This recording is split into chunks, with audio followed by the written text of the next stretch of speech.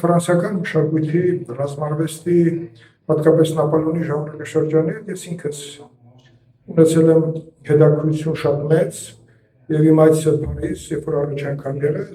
իմ ոտքը առաջին դրել եմ որտեղ թաղված է մեծ զորավարը իր մարշալների հետ եւ այդ թանգարանը, որտեղ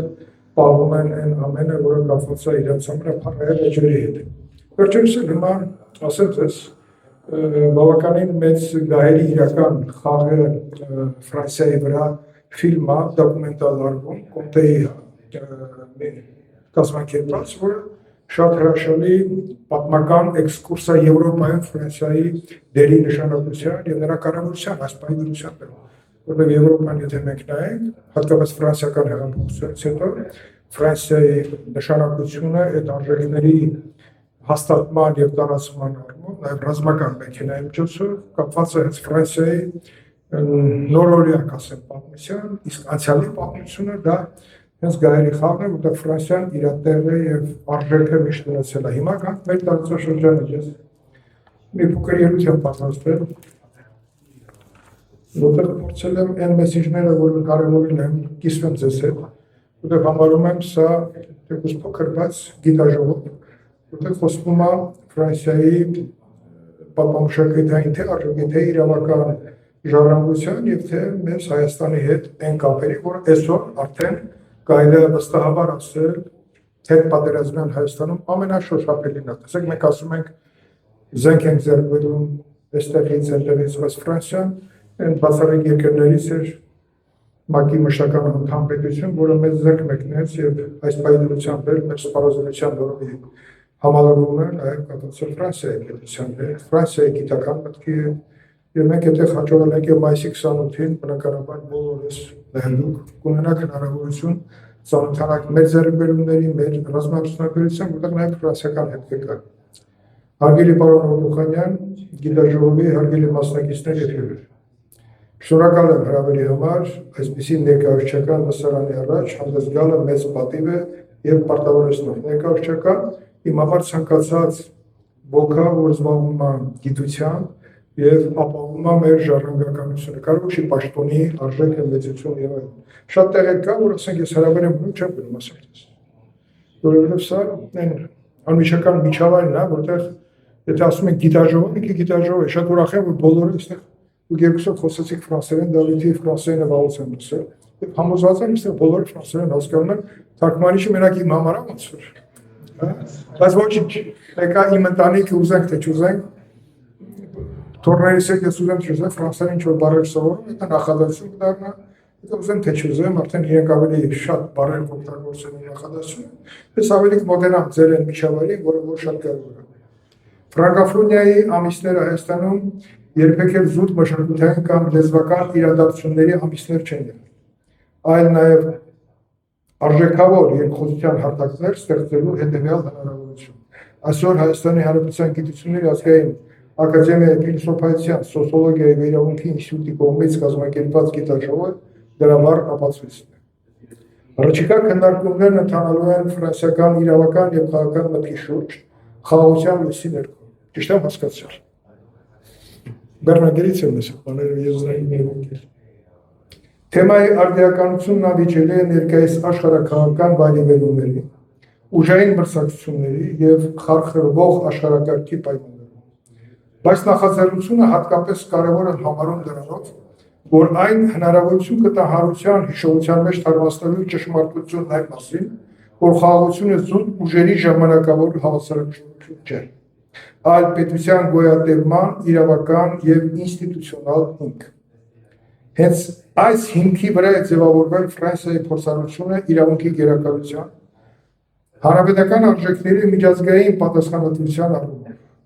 Այսօր քննարկվելիք իրավական, քաղաքական եւ քաղաքակրթական մի շարք արդիական հարցադրումները, որոնք առնչվում են Ֆրանսիայի պատմական ուղուն ու ձեռքբերումներին, ժամանակակից աշխարհում նրա դերակատարմանը լուսաբանելու են այս պրիզմայով։ Ժամանակը իհարկե բավարար չի լինի միջնադարյան միապետությունից մինչև 5-րդ հանրապետություն Ֆրանսիայի անցած երկայնք բարդ ուղղուն մանրակրկիտ անդրադառնալու համար, բայց ուզում եմ, որ կարևոր մի արձանագրում կատարենք Դա եղել է գաղափարական եւ ինստիտուցիոնալ խորքային փոփոխությունների ուղի, որը ոչ միայն լիովին փոխակերպել է Ֆրանսիան, այլ խորը հետք է թողել համաշխարհային պատմության մեջ։ Շրջադարձային 1789 թվականի ֆրանսիական հեղափոխությունը թե ազգային եւ թե համաշխարհային պատմության մեջ փոխել է իշխանության, իրավունքի եւ քաղաքացիության ընկալումները, մարդու եւ քաղաքացու իրավունքների հռչակագիրը դարձել է համընդհանուր իրավունքի խորհրդանիշ, ամրագրելով ազատության, հավասարության եւ եղբայրության սկզբունքները մարդու անօտարելի իրավունքները։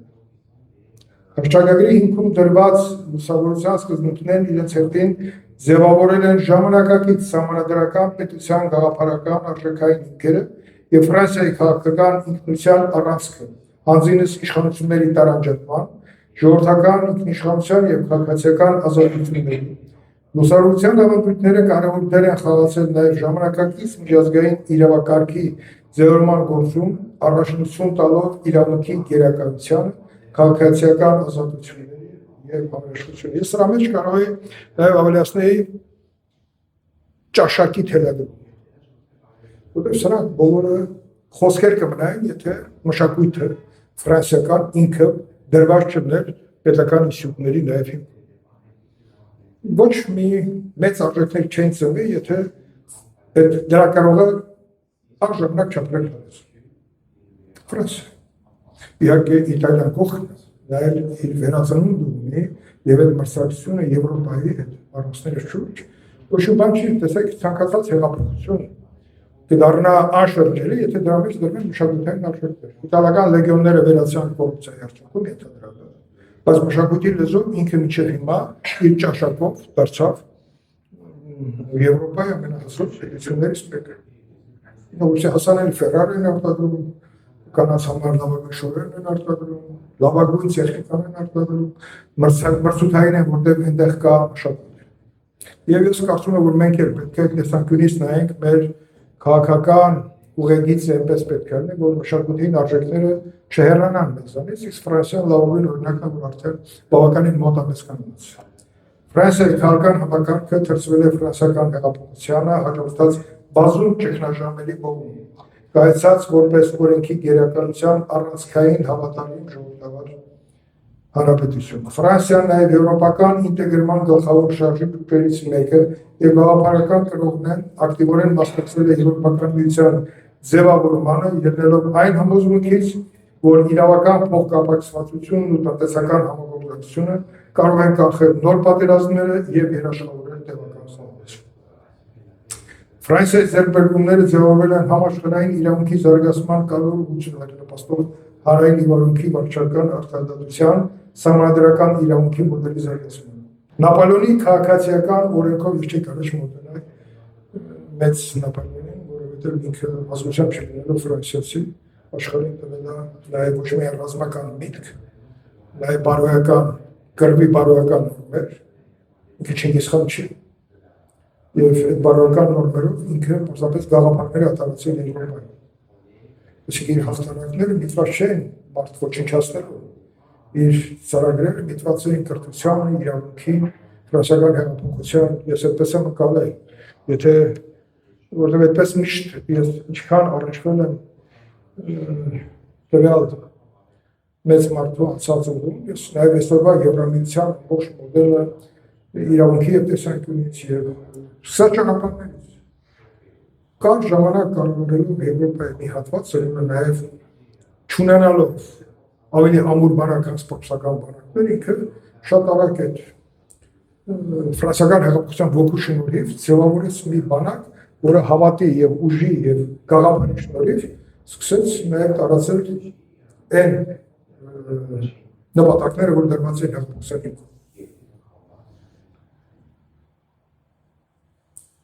Ֆրանսիական քաղաքական միտքը հիմնում է ոչ միայն ազգային, այլև գլոբալ պատասխանատվության վրա։ Ֆրանսիան ՄԱԿ-ի համակարգության խորհրդի մշտական անդամ է, կարևոր դերակատարում ունի միջազգային խաղաղության եւ անվտանգության հարցերում։ Հարավային Կովկասում Ֆրանսիայի ներգրավվածությունը պետք է դիտարկել այս ողջ պատմական եւ գաղափարական հիմքերով։ Երկարատև հակամարտություններից հետո կայուն խաղաղությունը հնարավոր է եթե հիմքում ինստիտուցիոնալ վստահությունը, քաղաքական պատասխանատվությունը եւ իրավունքի գերակայությունը, ներառյալ խաղաղության որպես մարդու անօտարելի իրավունք։ 27 դեպքում ՄԱԿ-ի գլխավոր ասամբլեայի հասարակություններին խաղաղ ապրելուն պարտադրելու մասին հռչակագրով ամրագրվել է բոլոր ազգերին եւ բոլոր մարդկանց իցանայ վստահված վերապահված խաղաղ ապրելու իրավունք։ Եթե խաղաղ ապրելու իրավունքը գալու են բոլորը, դա խախտել չի կարող։ Եվ դա հիմքը պետք է հանդիսանա հենց խաղաղության իրավական տեսակ, որի խախտելը պետք է ունենա հետևանք։ Բայց այս հռչակագրով նշված դրույթը բոլորը խախտում են եւ հիմա էլ մեր աչքի առաջ խախտվում է անընդհատ։ Ես բազմիցս վերջին ժամանակաշրջանում Երուսաղեմ տանում էի վիրավոր զինվորների եւ անդադ Երուսաղեմում մի հարց ինձ բան է տիրոջ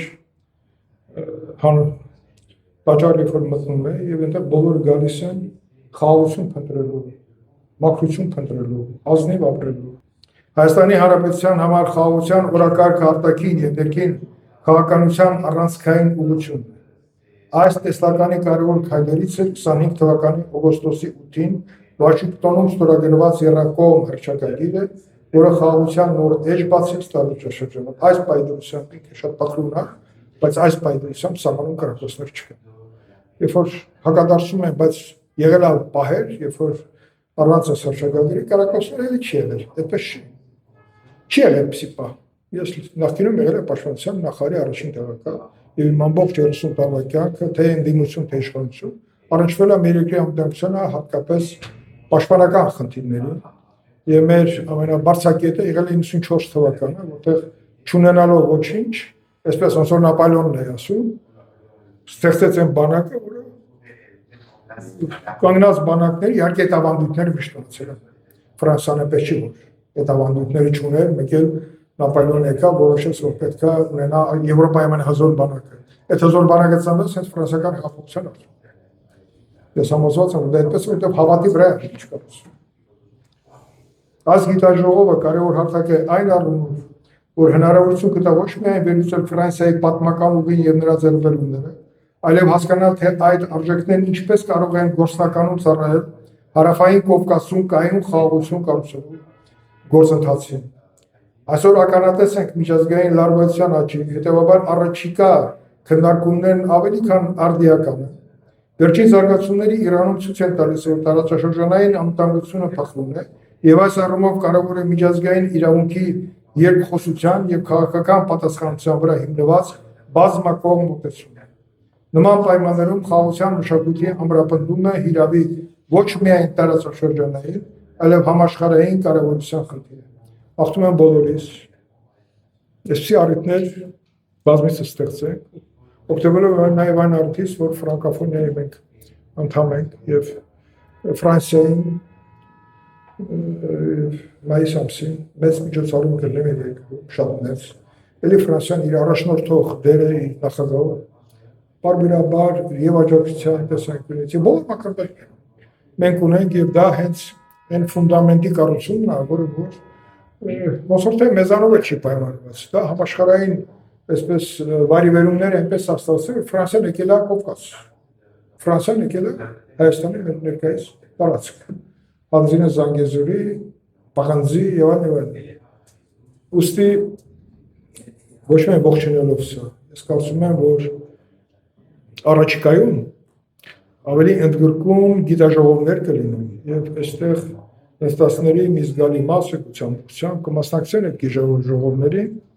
ոչ միայն կմասնակցեն, այլ գիտաժողովները կստեղծի այն ֆունդամենտը, որտեղ հայ-ֆրանսիական հարաբերությունները մեր անվտանգության միջավայրը կդարձնեն ավելի ամուր։ Շնորհակալություն։